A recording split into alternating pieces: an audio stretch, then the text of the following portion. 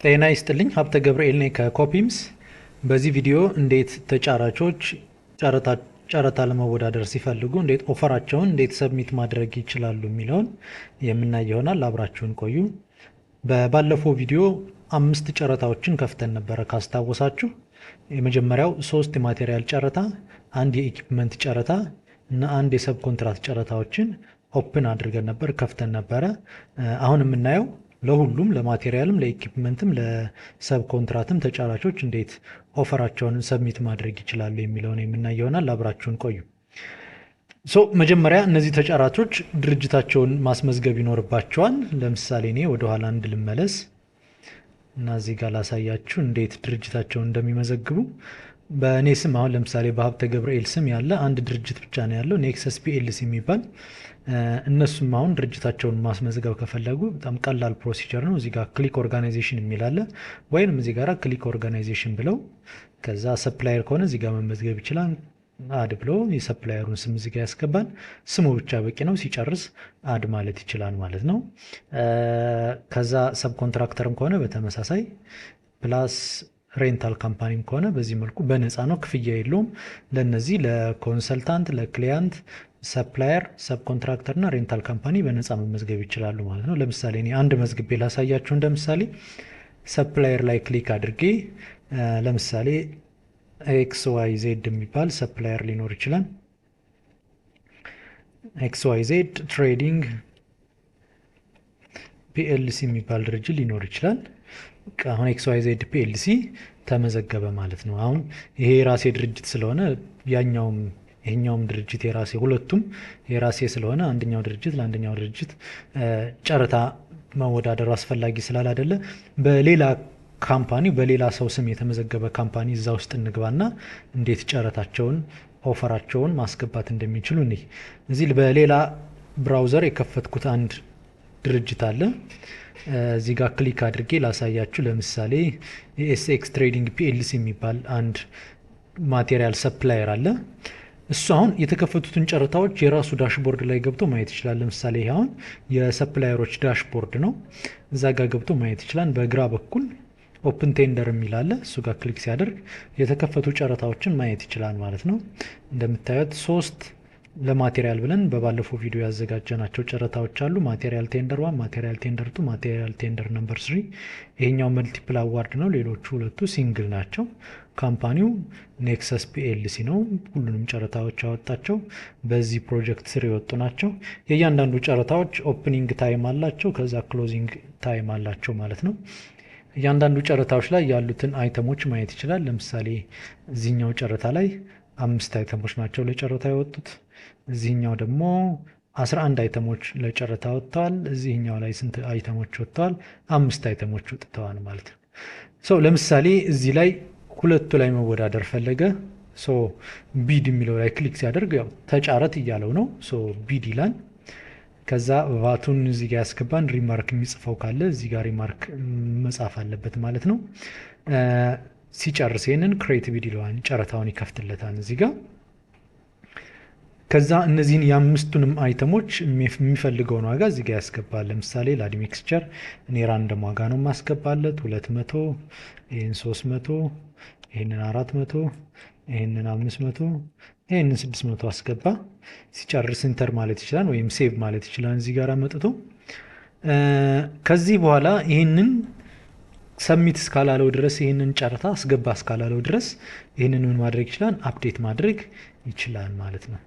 ለምሳሌ 200 ያለውን 300 ሊለው ይችላል። ጨረሰ እንበል። አሁን ይሄ የኤክስ ትሬዲንግ የሚባለው ሰውዬ የራሱን ኦፈር አዘጋጀ፣ ሴቭ አለ። ሲጨርስ ሰሚት ማለት ይችላል ማለት ነው። አሁን ይሄን ሰሚት ልበለው። እንደምታዩት አሁን ሰሚት ሆኗል ማለት ነው። ኤዲት ማድረግ ማስተካከል ምናምን አልችልም።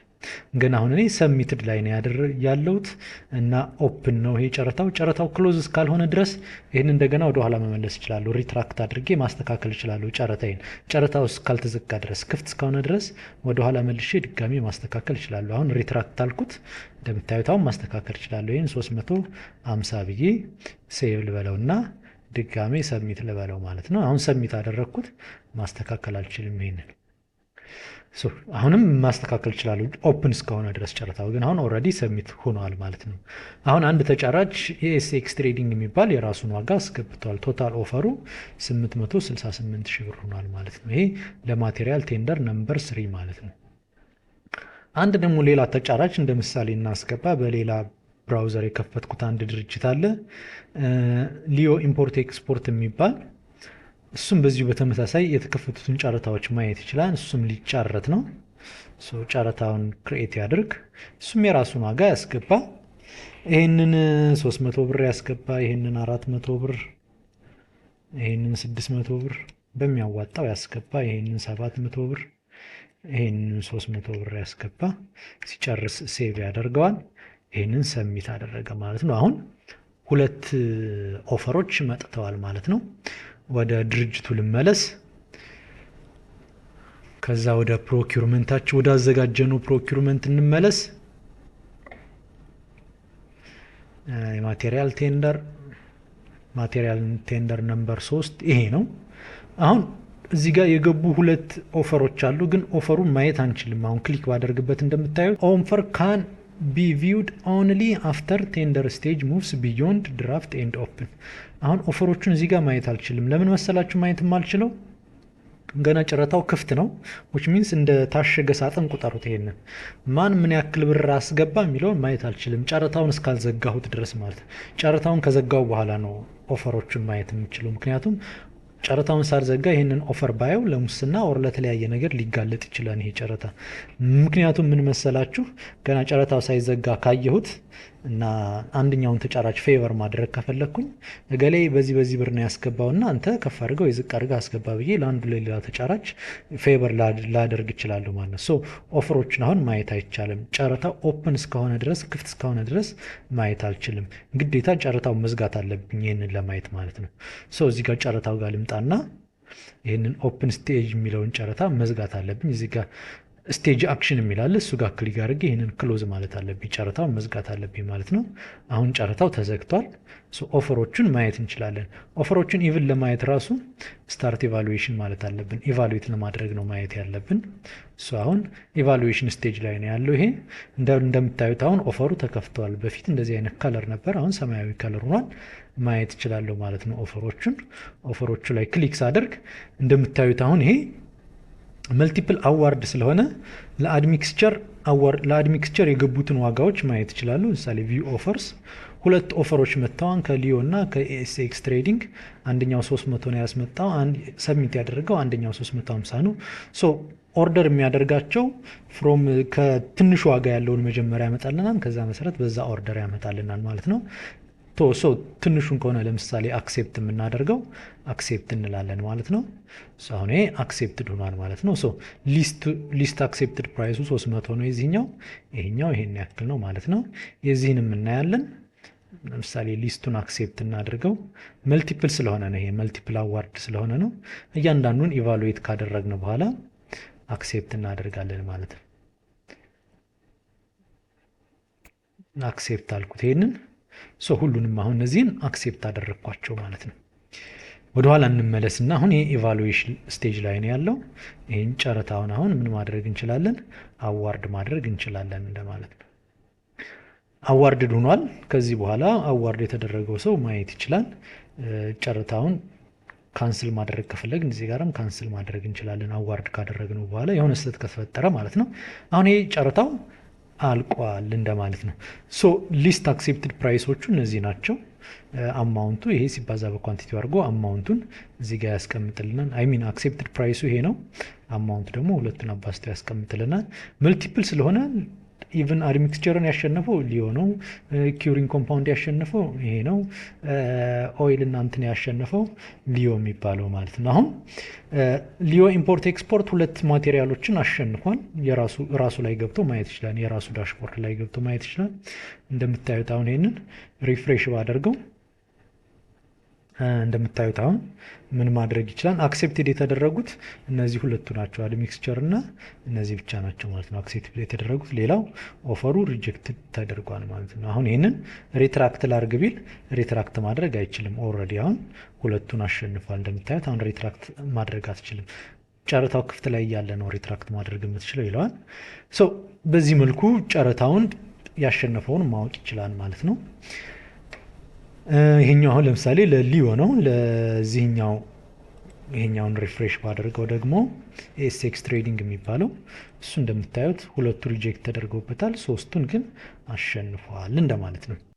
ከዚህ በመቀጠል አንድ ሲንግል አዋርድ ኮንትራት እንይና ወደ ሌላው እናልፋለን። እስካሁን ያየነው መልቲፕል አዋርድ ነው ዊች ሚንስ አድሚክስቸሩን የሚያሸንፈው ሌላ ነው፣ ኪዩሪንግ ኮምፓውንዱን ያሸንፈው ሌላ ነው። በአይተም በእያንዳንዱ ማቴሪያል ደረጃ የተለያየ አሸናፊ ሊኖር ይችላል ማለት ነው። ለሁሉም አይተሞች ግን አንድ አሸናፊ የሚኖርበት የኮንትራት አይነት አለ። እሱም ሲንግል አዋርድ ነው። እሱን እንይ። እንደምታዩት አሁን ማቴሪያል ቴንደር ነምበርቱ ሲንግል አዋርድ ነው። ማቴሪያል ቴንደር ነምበር ዋንም ሲንግል አዋርድ ነው። አንደኛውን መርጠን ቢድ እናድርግ ወይም እንጫረት። ክሬት ቢድ አልኩት። እንደምታዩት ለዚህኛው ቢድ ዋጋ ላስገባለት 400፣ 500፣ 400፣ 200፣ 300፣ 500 አልኩኝ። ስጨርስ ኢንተር ወይም ሴቭ አልኩት። ይህንን ኦፈር ሰሚት አደረግኩት። ሰሚት ያደረግኩት እንደማን ነው? እንደ ኤኤስኤክስ ትሬዲንግ ነው። እንደ ሊዮ ኢምፖርት ኤክስፖርት ደግሞ አንድ እናስገባ ለዚህ ጨረታ። ክሬት አልኩት። ለዚህም በተመሳሳይ እናስገባለት 100፣ 200፣ 500፣ 400፣ 300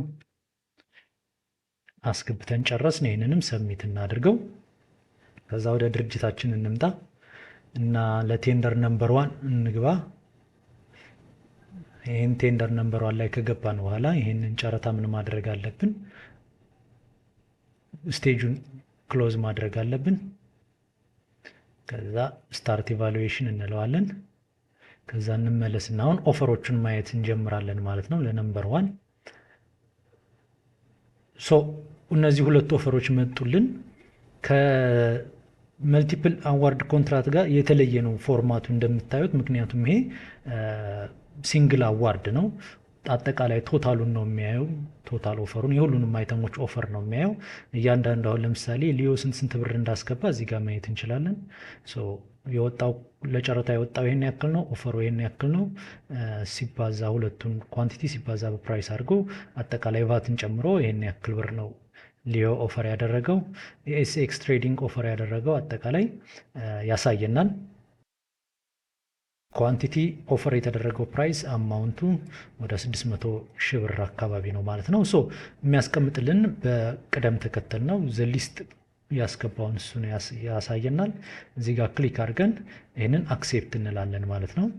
እንደምታየው ስታተሱ ይሄኛው አክሴፕትድ ነው፣ ይሄኛው ሪጀክትድ ነው ማለት ነው። አሁን ሊዮ በራሱ ዳሽቦርድ ገብቶ አክሴፕትድ ነው ወይስ ሪጀክትድ ነው የሚለውን ማየት ይችላል ማለት ነው። ይህንን ሪፍሬሽ ቢያደርግ እንደምታዩት አሁን አክሴፕትድ ሆኖለታል ሁሉም አይተሞች፣ ምክንያቱም ሲንግል አዋርድ ስለሆነ በአንድ ጊዜ አክሴፕትድ ሆነዋል ማለት ነው። ማይ ኦፈርስ የሚለው ላይ ክሊክ ቢያደርግ ያሉት አሁን ሁለት ኦፈሮችን አስገብቷል።